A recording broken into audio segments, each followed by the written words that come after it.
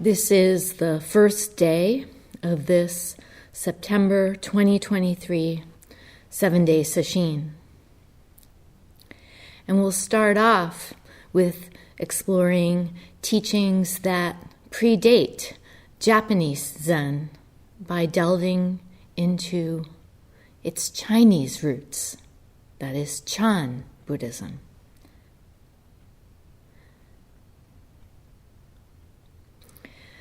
I've long been struck how the teachings of the early masters, despite being in a very different cultural context, a different time and place, are still relevant to practice in contemporary American life. And that may be because human habits and basic conditioning haven't really changed much. Whether it's due to learned behavior or biological hardwiring or some combination of the two, we humans, it seems, tend to divide the world up into subject and object, this and that. And I suppose that hasn't changed very much across time and space.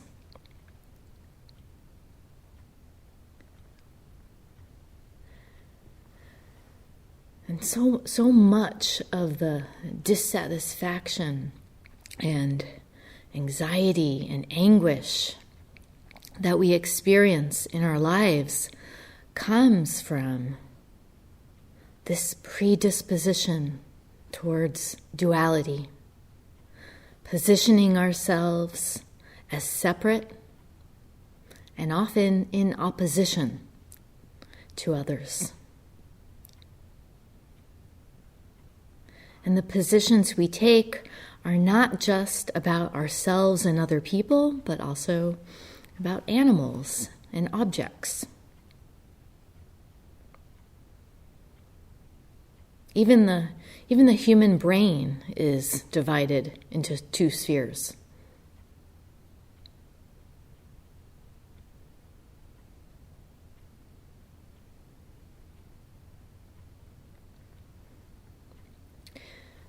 Through practice, through persistence in practice, and in making Zazen the foundation of our lives, though, we can undo this inclination towards duality, towards two-ness. We can uncover what's been there all along, our innate wisdom and compassion, our birthright from the very beginning, a Buddha through and through.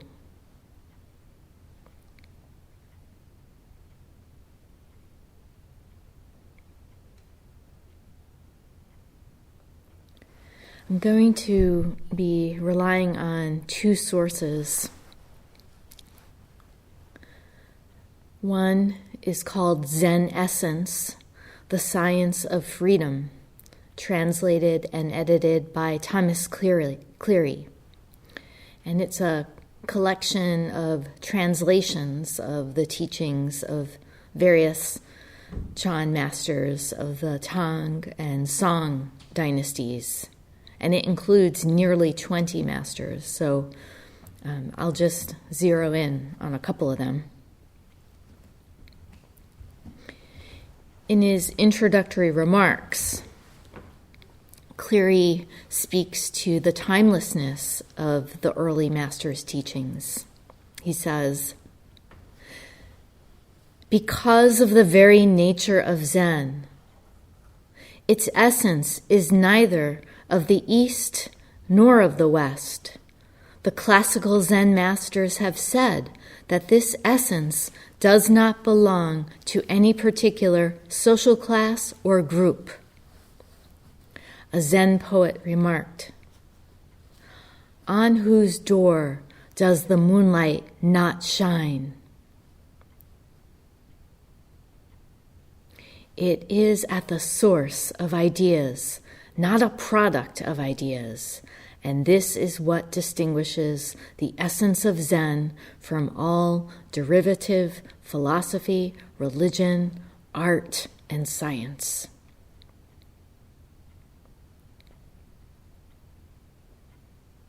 There you have it. Our true nature is the source.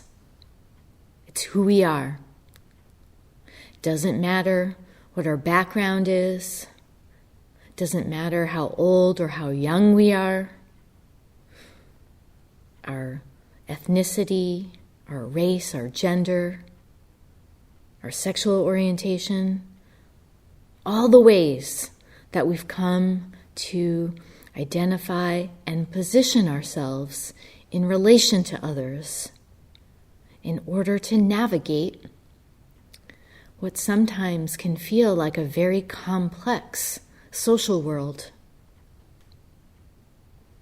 But beneath all that complexity on the surface, beneath all the distinctions and the labels we've come up with, beneath all of that is the source.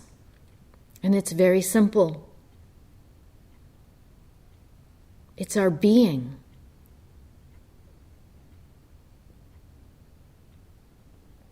Just that. Just being.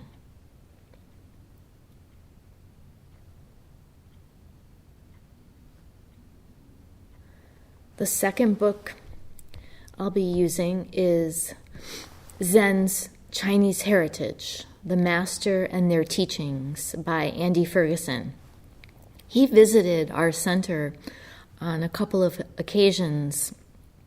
This was years ago, and even led a Zen Center-sponsored group tour in China of monasteries and other important sites. That was back in, I think, 2010 or something like that. And his book is a compilation of Tang Dynasty masters.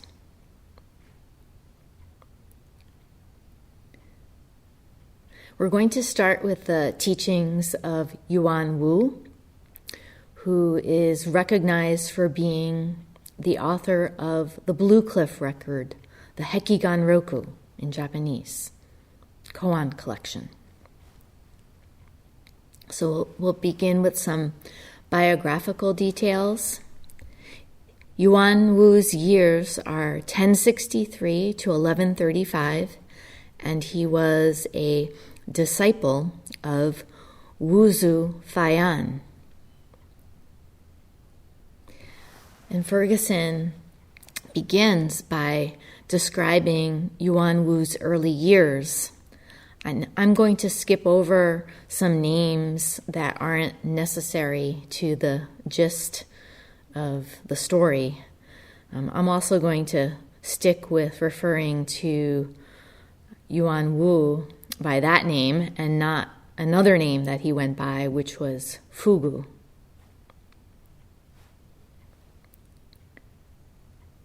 Ferguson says, a gifted youth who thoroughly studied the Confucian classics, Yuanwu is said to have written 1,000 words every day.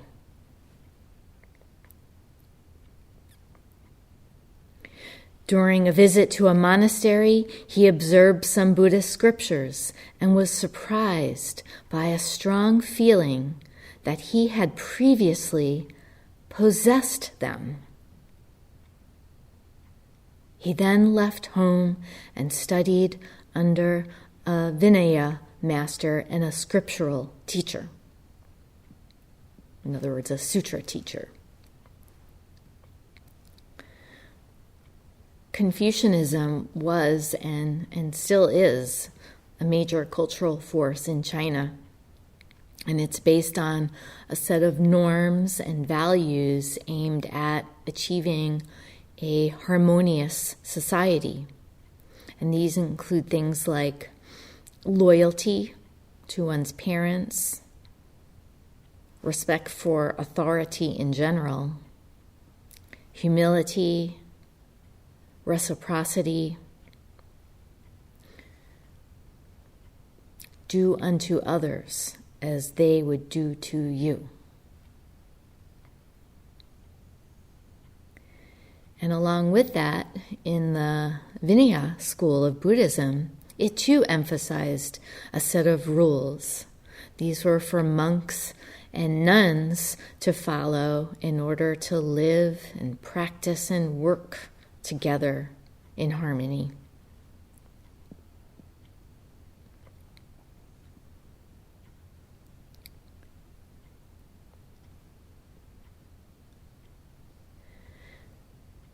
In our tradition at our center,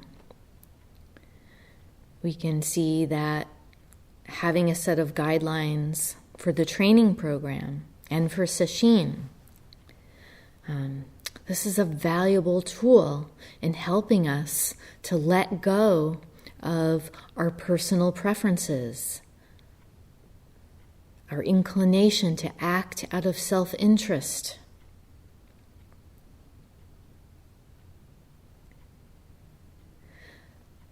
At the time, the Vinaya rules covered a wide range of things like food, when to eat, what to eat, clothing, conflict resolution, gender segregation, and just following the daily monastic schedule and the rituals for recitation of sutras. The young Yuanwu discovered that he had a strong affinity with the teachings of the sutras, and so much so that he felt that he must have memorized them in a past life. He previously possessed them somehow. It's easy today to relate to that same kind of feeling of connection to the Dharma. That's how it was for me when I came to the center for the first time for an introductory workshop. I couldn't explain why, but when I stepped into the door, I knew it. This was what I've been looking for. Something just clicks. And we say, this is my path. But for Yuanwu at the time, his understanding of that path was limited to the sutras, the teachings of the sutras. His practice had not ripened yet. Ferguson goes on to tell a story. He says, Yuanwu once became deathly ill.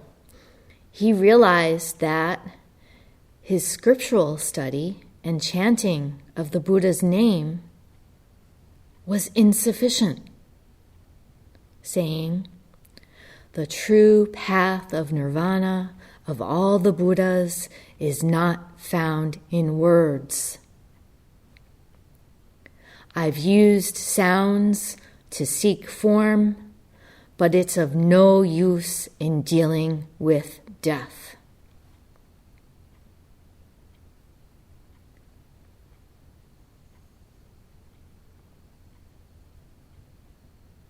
The true path of nirvana of all the Buddhas is not found in words. I've used sounds to seek form, but it's of no use in dealing with death.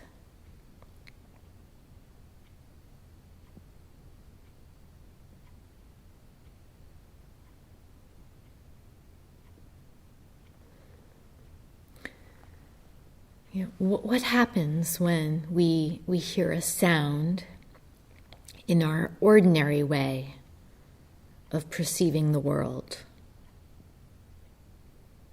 We hear it, but that's not all. We label it. We put a word on it. And then we take it further, conceptualizing it, defining it, judging it.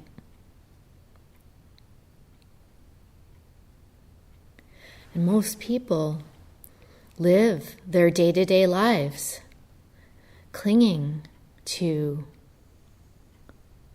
the ideas they have about people and objects and situations. And it's all wrapped up in a terminology, or labels and definitions, assumptions. We place everything into categories, good and bad. And in our drive to feel secure and comfortable and in control,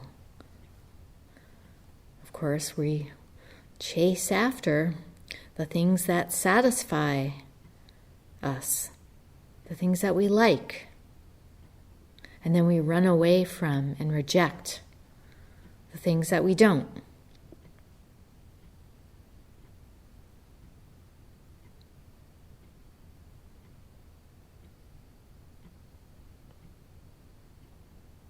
We see the world in conflict, in tension, when really it's just as it is.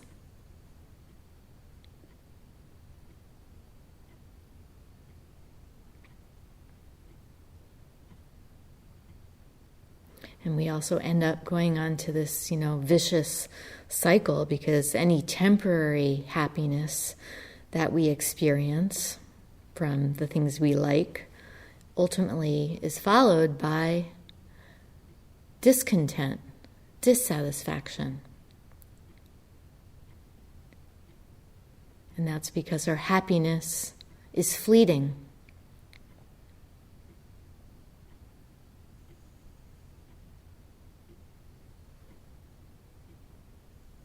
Everything is impermanent. Everyone and everything, subject to change.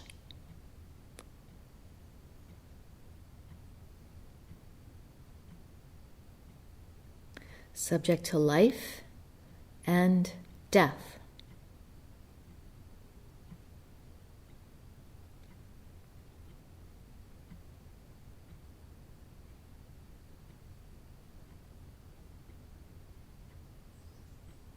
Upon recognizing this, Yuanwu knew what he needed to do.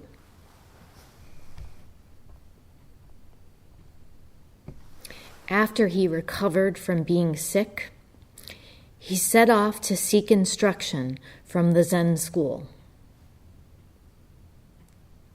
He first studied under a Zen master named Sheng in Sichuan.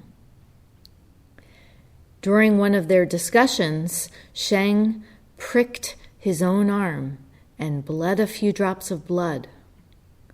Sheng showed it to Yuanwu and said, "This is a drop of Cow Creek."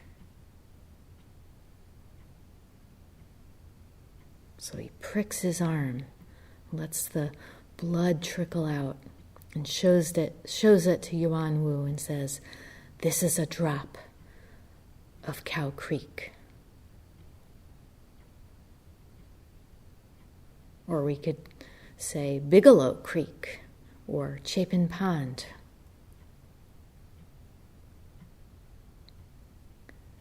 This startled Yuanwu, and only after some time he responded, saying, "Is it really? Is it really?"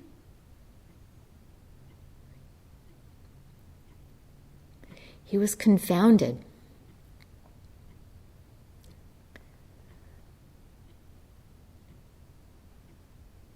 What did Master Shang mean when he said the drops of blood trickling from his arm were not other than the water flowing in the creek? How could that be?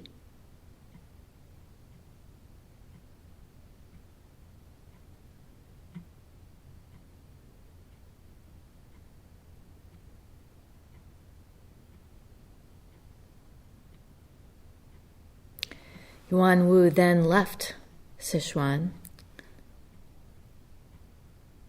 and Ferguson says he traveled to see several other teachers. Everywhere he went, his teachers said that he was to be a great vessel for the Dharma.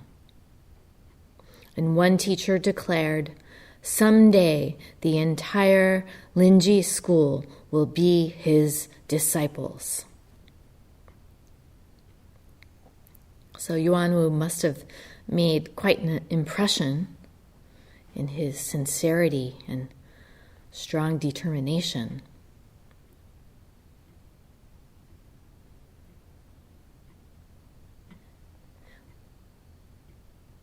For those who may not know, Linji is the Chinese term for rinzai in Japanese, and it emphasizes koan practice as a method for waking up to our true nature.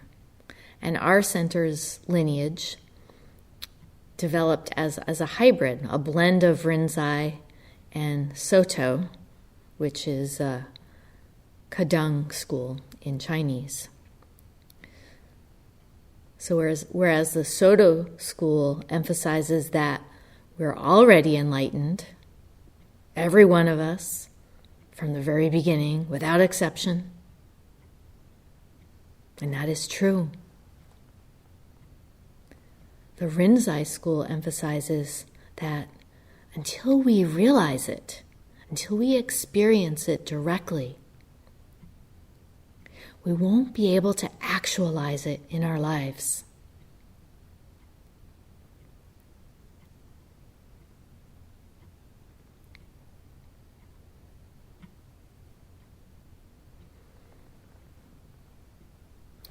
Ferguson goes on, "Finally, Yuanwu met the great teacher Wusu.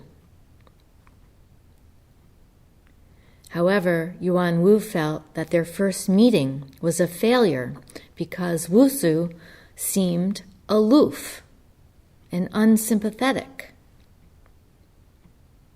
Yuanwu became angry and began to walk away. As he left, Wusu called after him, "Wait until you become feverishly ill, then think of me."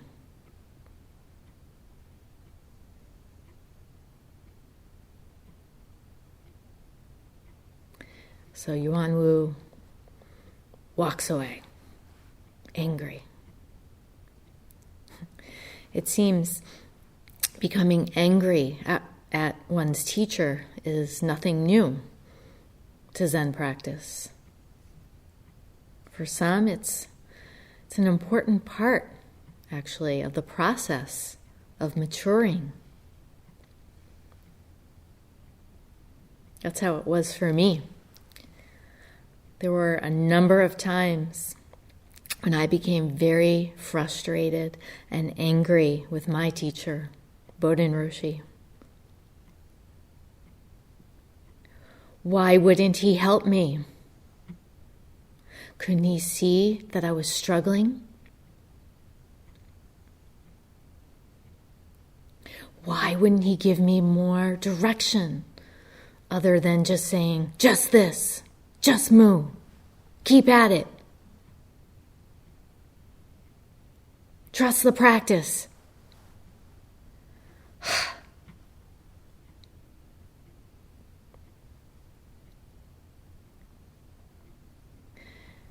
If you ever find yourself in that position, blaming a teacher for your lack of so-called progress, thinking that the barrier to insight is them or something outside you, not your own clinging to thoughts about attainment. Then look into that. Look inward.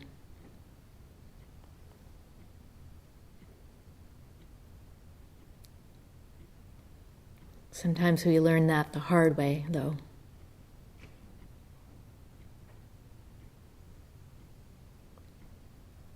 When Wuzu told Yuanwu, "Think of me when you're feverishly ill," in effect, he was saying, your practice will ripen when you realize no one can do it for you.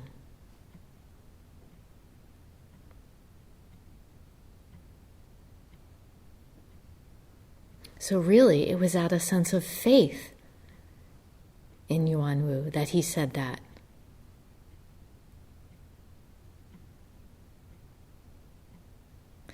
Looking outward, looking for someone else to give you relief from being sick or whatever condition you're in won't do. When you're gravely ill, what are you going to do then? You can deny it. You can put a Band-Aid over it. You can distract yourself. But then what?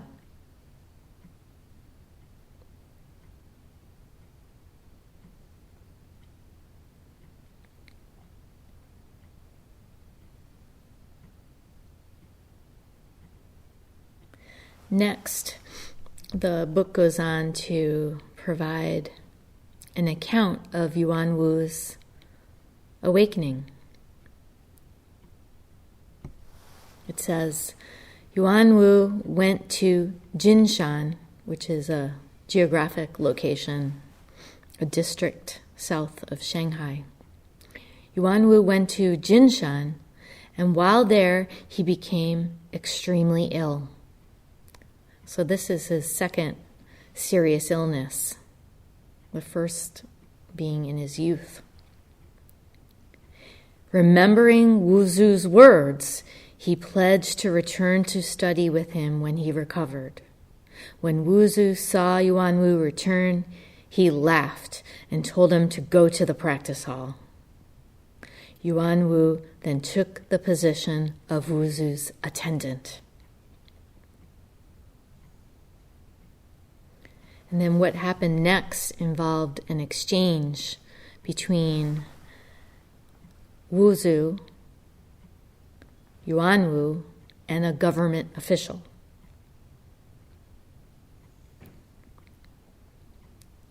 An official of the exchequer, that is the national treasury, an official of the exchequer named Tixing retired and returned to Sichuan, where he sought out Wuzu to learn about Zen. Wuzu said to the official, "When you were young, did you read a poem by Shi Yaoyan or not? There are 2 lines which went something like, 'Oh, these trinkets mean nothing, for I only want to hear the familiar sounds of my lover.'" So Wuzu asks him about this poem, have you heard it? And he recites the 2 lines. "Oh, these trinkets mean nothing, for I only want to hear the familiar sounds of my lover."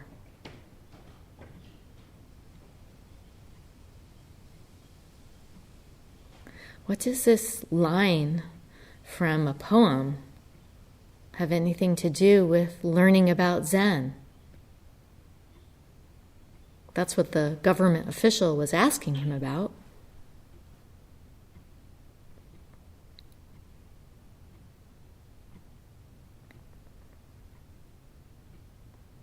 We can imagine 2 lovers that have become separated, seeking to reunite, yearning to be one to be whole again.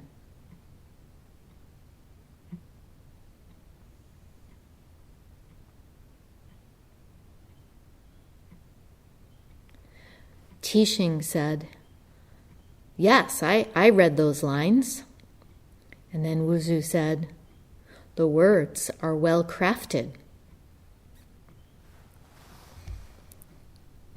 Just then, Yuanwu came in attendance.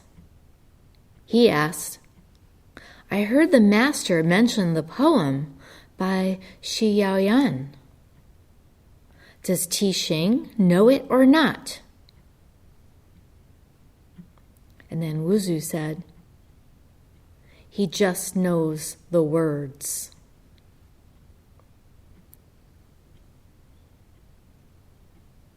And then Yuanwu said, quoting the lines of the poem, "I only want to hear the familiar sounds of my lover.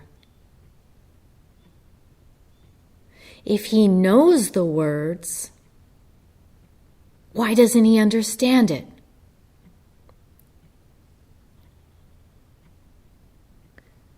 So Yuanwu was perplexed.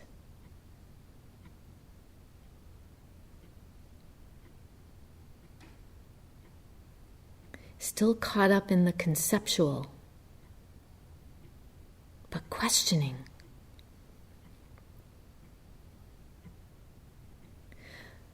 Wuzu then said, "Why did Bodhidharma come from the west, the cypress tree in the front of the garden?" Why did Bodhidharma come from the west, the cypress tree in the front of the garden?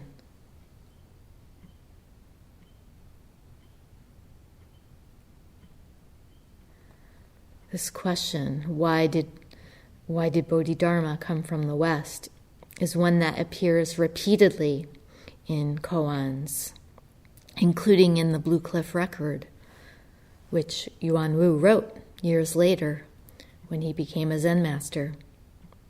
And it's not a question to be taken literally.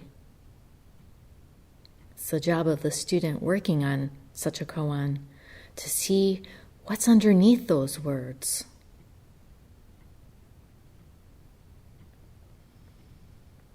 And then Wuzu, he poses the question, and then he answers it himself. The cypress tree in the front of the garden. Just that. The willow tree at the edge of the pond. That.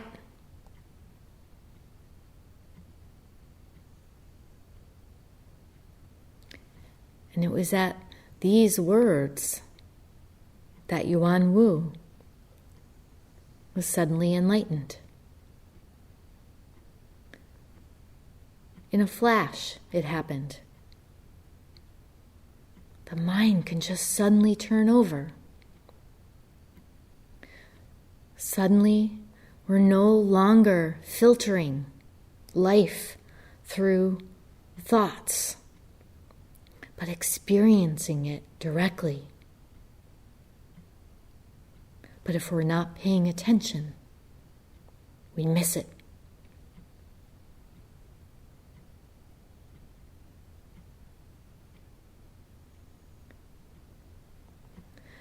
Yuanwu then went outside the cottage and saw a rooster fly to the top of a railing, beat its wings, and crow loudly. He then said to himself, "Is this not the sound?"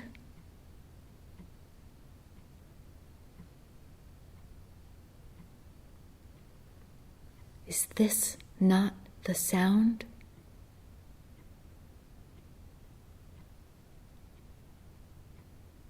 Is this not the sound of my lover?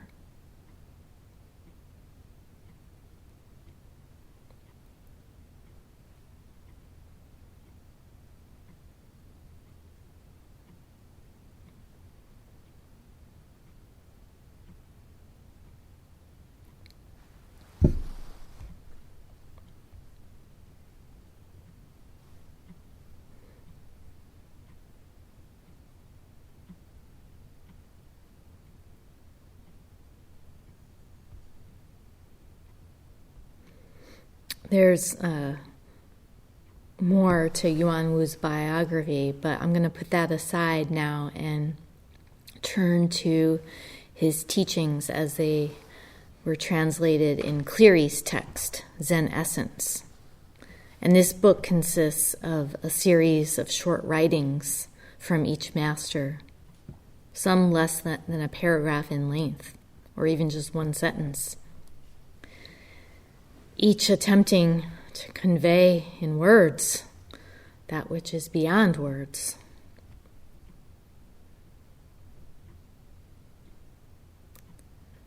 The first snippet is titled Immediate Zen. And again, this is Yuanwu. If you have developed great capacity and cutting insight, you can undertake Zen right where you are. Without getting it from another, you understand clearly on your own. The penetrating spiritual light and vast open tranquility have never been interrupted since beginningless time. The pure, uncontrived, ineffable, complete, true mind does not act as a partner to objects of material sense, and it is not a companion of myriad things. When the mind is always as clear and bright as 10 suns shining together, detached from views and beyond feelings, cutting through the ephemeral illusions of birth and death, this is what is meant by the saying, mind itself is Buddha. It's a very colorful paragraph, but what he's saying is that consciousness is Buddha. Being in a body is Buddha. Hearing sounds, Buddha. Feeling tired, feeling hungry, changing conditions of all kinds, all Buddha.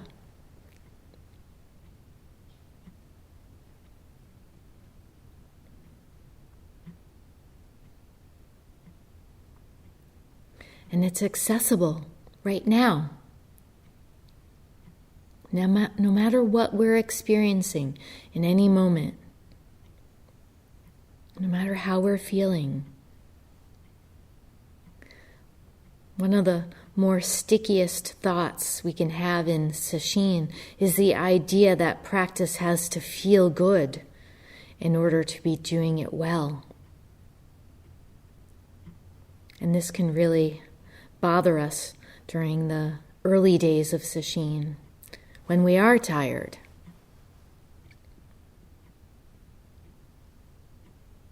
We may feel fatigued, achy, tension.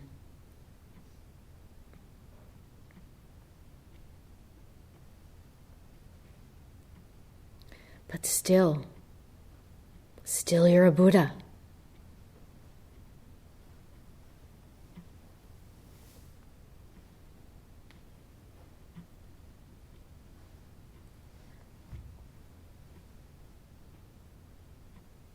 This is where faith and persistence come in. Just putting our faith in this method that's been practiced for more than 2,500 years. It's got staying power. We can put our faith in it.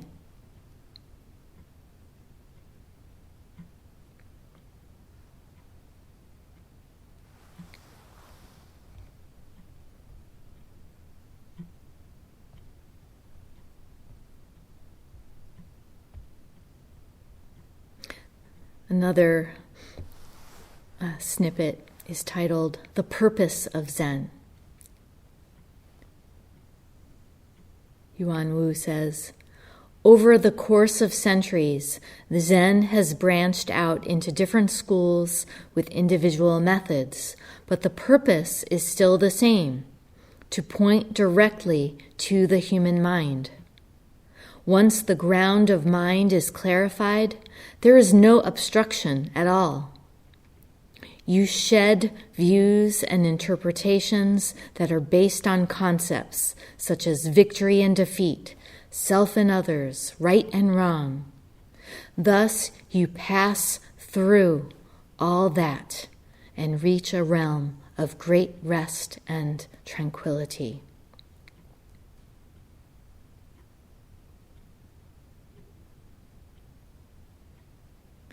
Shedding views, passing through thoughts.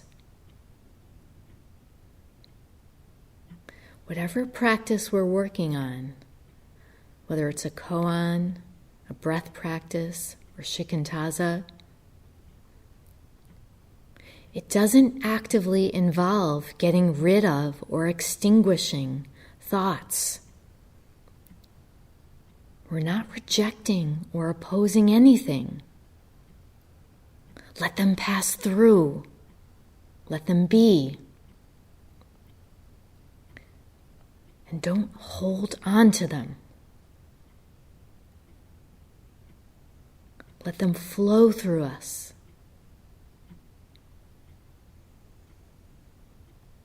A little further on, Yuanwu says, in giving some advice, you should refrain from dependence on anything at all, pure or impure. Then mindfulness and mindlessness, views and no view, will be like a snowflake on a red-hot furnace.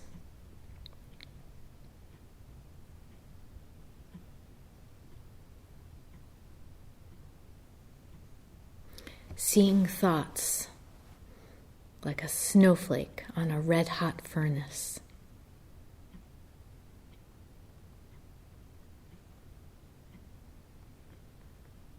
Or a cloud takes shape, takes form in the sky, and then it disappears, gone.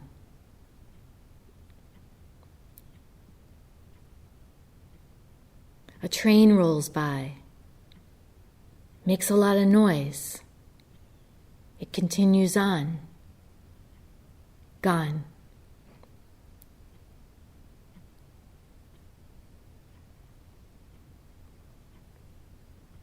Without our having to do anything about it. We can just let the thoughts be.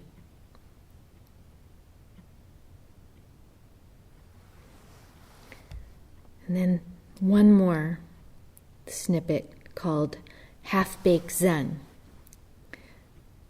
What is most difficult to rectify is half-baked Zen, where you stick to quiet stillness and consider this the ultimate treasure, keeping it in your heart, radiantly aware of it all the time, carrying around a bunch of mixed up knowledge and understanding, claiming to have vision and to have attained the approval of a Zen master, just increasing your egoism. So here Yuanwu is identifying a couple of forms of attachment. One is clinging to some notion of attainment, even perhaps boasting about it or taking on an attitude of superiority. And Yuanwu says later, if you have the idea of superiority and are proud of your ability, this is a disaster. In other words, you have a mess to clean up. The other kind of attachment here that he's referring to is one to stillness and quietude. And this comes up in Sesshin, where we get annoyed by the sounds from inside or outside the building. Might be people coming and going. Might be sounds of what sounded to me like target practice this morning, off in the distance. Pop, pop, pop, pop, pop. But if we're annoyed by it, it's fueled by separation, not being one with things as they are. And that's why we're more likely to feel that earlier in sesshin than later, when our mind becomes more settled.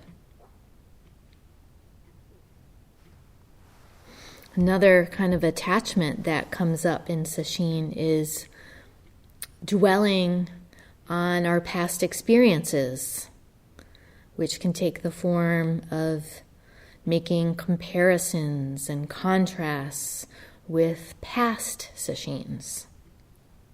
Also engaging in self-talk about one's progress or lack of progress. Okay, how am I doing? That last sesshin was so painful. This one, okay, so far so good. Or last sesshin was amazing. Why do I feel so stuck already? And we can do this from block to block, round to round as well. Oh, that last round was rough. Here we go again. That's all half-baked Zen as well. There's nothing that binds us to the past, nor to some imagined future of attainment that we imagine in our head. The only thing that can bind us is thoughts, clinging to them. Not that we have them, that's fine. That's what our brain's designed to do. But clinging to them. In truth, we don't know what the next round or day or month or year will bring any more than we know what the next moment will bring.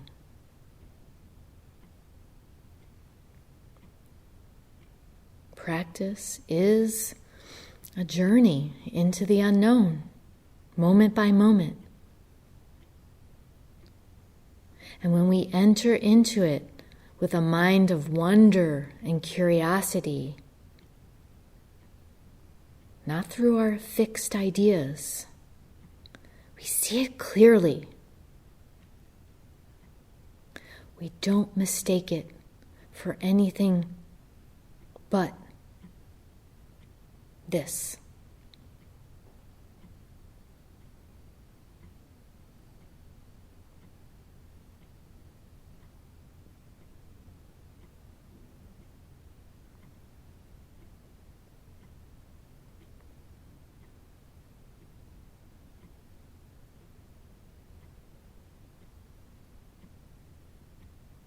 Right here, this.